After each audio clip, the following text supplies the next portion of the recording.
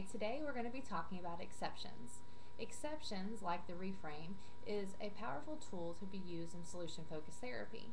And also like the reframe, it is strength-based. It helps identify the client's strengths and bring those to the forefront.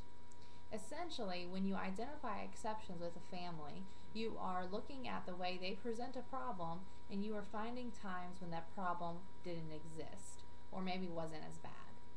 And by exploring these times, you are giving them the confidence that this problem didn't always exist for them and that they can live without it. You also are exploring what was different about lots of things around the problem. Maybe what was different about mom and dad, what was different about the child, what was different about the home or school environment. Asking lots of questions identifies these exceptions and helps them expand and make those times become more often and more frequent. By asking certain questions, you can find out about these exceptions, and they're very simple questions to ask. You can simply say, was there a time when this problem didn't exist? And you could also say, what was going on in the house during that time? Or what was different about you, mom? Or what was different about you, son? Whoever you're talking to, you can try to explore the differences that they can imagine. It's important that they try to think of as many exceptions as they can, because that gets them focused off of the problem and onto the solution. They want to find out what works and do more of it. That's what we're looking for with solution-focused therapy, is more of what works. Sometimes these clients can be stubborn, and sometimes they truly have a hard time identifying when things weren't so bad. And you can still find exceptions within those problems. And a wonderful way to ask that is saying, why aren't things worse? Or what did you do to get through that situation? Or how in the world did you manage that? You are assuring them that they've got the resources within them. It's just a matter of accessing them. And that's similar to what we talked about with the reframe.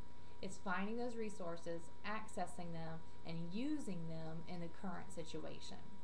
So identifying the exceptions is an essential topic so that we can really understand that process and give the clients hope and trust that they can identify exceptions on their own even when they're not with us. The best part about exceptions is that it's client driven. You're merely asking questions to guide them in that direction, but they are the ones identifying what it is that was different about those times and helping them see that, hey, life's not so bad all the time. There have been times when things are good, or maybe if things haven't been good, then they can find what helped them get through those tough times. Once a client understands and identifies these exceptions, then it's our job to back off a little bit and give them room to try to apply those exceptions to their own life.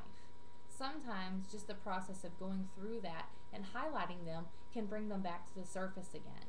And those strengths that they once possessed, they become renewed again, and the family can focus on that. As I said with the reframe, this isn't meant to sound simplistic. Some of these kids that we work with do have severe emotional and behavioral and psychiatric problems, and it's not to minimize these. However, in coping with these long-term issues, there are positive ways to deal with that. And part of finding the exceptions is helping the family see that there was a time when they were able to handle these problems. And if there haven't been a time in the recent future, in the recent past, there will be a time in the near future. And again, it's about instilling the hope in their lives. So next week, we'll start talking about other questions that you can ask to instill more hope, and that involves the miracle question. So if you have any questions, please don't hesitate to ask me, and you'll see the learning objectives below this video presentation and the slide presentation. Thanks for listening.